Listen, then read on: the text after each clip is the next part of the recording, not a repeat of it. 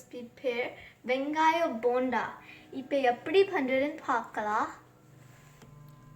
தேவையான பொருட்கள் வெங்காயம் 2, 1 கப் மைதா மாவு, 1 ஸ்பூன் மிளகாத்தூள், தேவையான அளவு உப்பு. இப்போ நான் எப்படி பண்ணுறதுன்னு நம்ம பார்க்கலாம். வெங்காயத்தை நல்லா உப்பு போட்டு பிணைஞ்சிங்கன்னா அதில் நேச்சுரலாகவே தண்ணி வரும். ஸோ நான் இப்போ 1 ஸ்பூன் உப்பு போடுறேன். எவ்வளோ நல்லா நீங்கள் பிணைறீங்களோ அவ்வளோ நல்லது. ஸோ அதுலேருந்து வர்ற தண்ணி நல்ல டேஸ்ட் கொடுக்கும். இதோட மிளகாய் பொடி 1 ஸ்பூன் சேர்த்துக்கிறோம். ஸோ 1 ஸ்பூன் மிளகாய் பொடி சேர்த்துக்கலாம். இப்போ நம்ம 1 கப் மைதா மாவு சேர்க்கலாம்.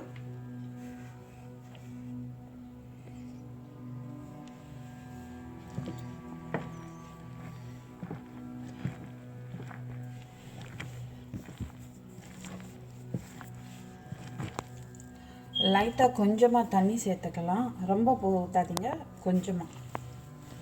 ரொம்ப தண்ணி மாதிரி நல்லா இருக்காது. ஆமாம், ஒரு அரை மணி நேரத்துக்கு அதை அப்படியே மூடி வச்சுடுங்க.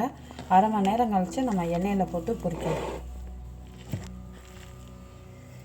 போதும். மாவு இந்த பதத்துக்கு வரணும். ஒருவேளை உங்களுக்கு வெங்காயமாக இருக்குது, மாவு ரொம்ப கம்மியாக இருக்குன்னா நீங்கள் எக்ஸ்ட்ரா மாவு ஆட் பண்ணிக்கோங்க. இந்த மாதிரி வெங்காயம் மாவும் மிக்சடாக இருக்கணும். இப்போ நம்ம பொரிக்கலாம்.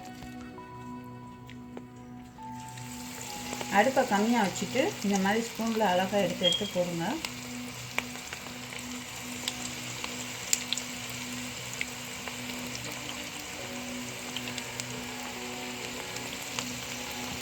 கருகிடாமல் பக்கத்தில் இருந்து பார்த்துக்கோங்க.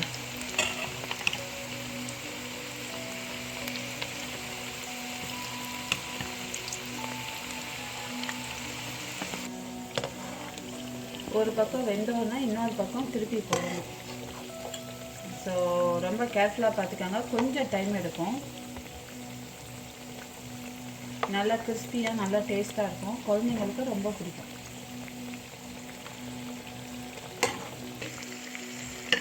இப்போ 2 சைடு வெந்துருச்சு. இப்போ நம்மளோட வெங்காய போண்டா ரெடி ஆயிடுச்சு. அவ்வளோதான்.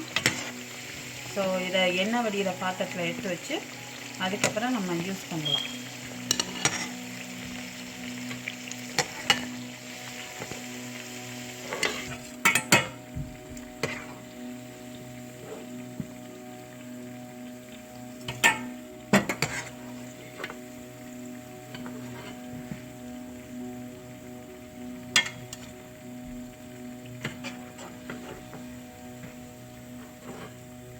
கொஞ்ச நேரத்தில் எண்ணெய் ஃபுல்லாக வடிஞ்சிரும்.